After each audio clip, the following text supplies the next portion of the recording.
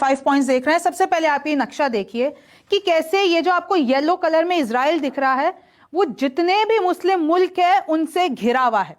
और अब मोस्टली जो मुस्लिम कंट्रीज हैं उन्होंने इजराइल के खिलाफ बयान जारी किया है, क्योंकि इजराइल ने ईरान की न्यूक्लियर फैसिलिटीज पे, रेसिडेंशियल एरियाज पे रातों रात हमला कर दिया। और यूएस इजराइल के साथ है, आपको ये जानना चाहिए। लेकिन इजराइल जहां पर है वो छोटा सा मुल्क जहां पर है, अभी जितनी भी, चाहे आप इजिप्ट ले लीजिए, Saudi Arabia, Yemen, Oman, United Arab Emirates, Kuwait, Jordan, Iraq, Lebanon, Syria, Turkey, Azerbaijan, Iran, ये सब घेर के बैठे हुए हैं इजराइल को। और अब मुस्लिम मुल्कों का स्टेटमेंट भी आ गया है। तो अब ऐसा कहा जा रहा है कि अब ये जो मिडिल ईस्ट है ना, उसमें सब कुछ बदलने वाला है, सब कुछ अब अस्थिर होने वाला है, क्योंकि ये इजराइल और ईरान के बीच में भाई जिस चीज का डर था वो हो गया।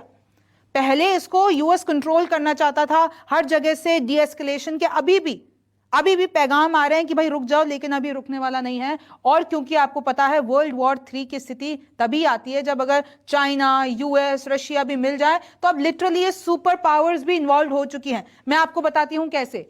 इजिप्ट और रशिया ने, इजराइल ने जो ईरान पर हमला किया है उसकी लिटरली कंडेम किया है, स्लैम किया है और बोला है कि सही नहीं हुआ।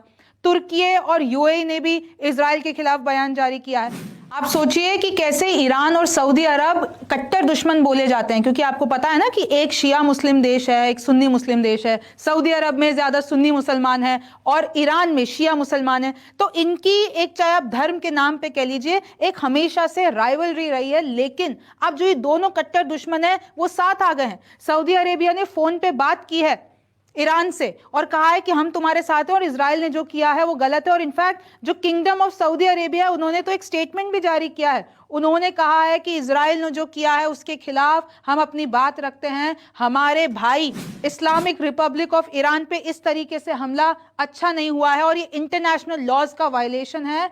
अब ये जितने भी हीनियस अटैक हुए हैं, ये इंटरनेशनल कम्युनिटी और हम सबसे गुजार लगाने चाहेंगे कि इस अग्रेशन को रोक दे। और कहीं ना कहीं ये बता दिया है किसने, सऊदी अरेबिया ने, कि हम कहां खड़े हैं, हम ईरान के साथ खड़े हुए हैं। कतर, ओमान, यमन, इंडोनेशिया, इन सब ने भी इजराइल की भर भर के बुराई की है कि ये जो इजराइल ने किया है वो गलत किया है। ईरान ने तो रिक्वेस्ट किया है कि यूएन सिक्योरिटी काउंसिल, यूएनएससी में एक इमरजेंसी मीटिंग बुलाओ और उसके बाद इजराइल ने जो किया है उसके लिए उसको दंड दो। यहां पर जर्मनी के जो मर्ज हैं उन्होंने कहा है कि नेतन्याहू ने हमें पहले ही बता दिया था कि इजराइल ईरान पर हमला करने वाला है। तो आप देख लीजिए, जर्मनी तो सीधी तौर पर नेतन्याहू के साथ है, यानी इजराइल के साथ है।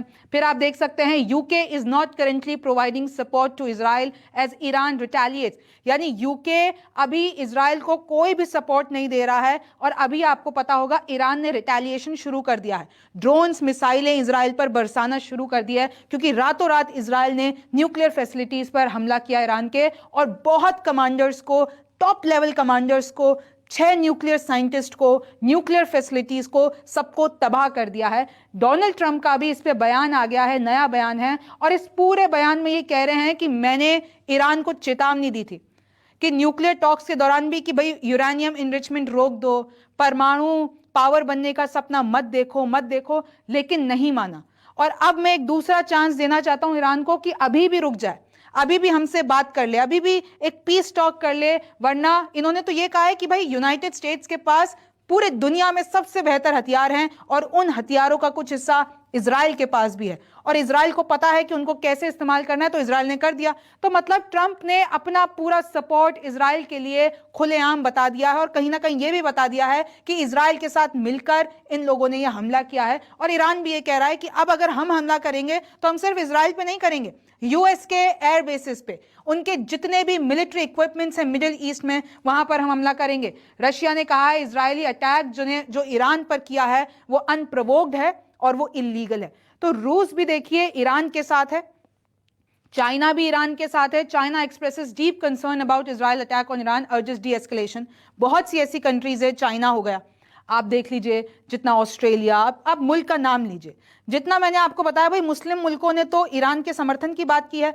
और यूएस, और अगर आप रशिया और चीन को हटा देते हैं, बाकी जितने भी हैं सब ने एक ही बात कही है, डी एस्केलेशन। अब सवाल यह आता है कि इजराइल और ईरान के बीच में अगर जंग होती है तो दोनों के पास कितने हथियार हैं, कितने मिलिट्री इक्विपमेंट्स हैं, कितने सोल्जर्स हैं और कौन ज्यादा बड़ा है। तो आप ये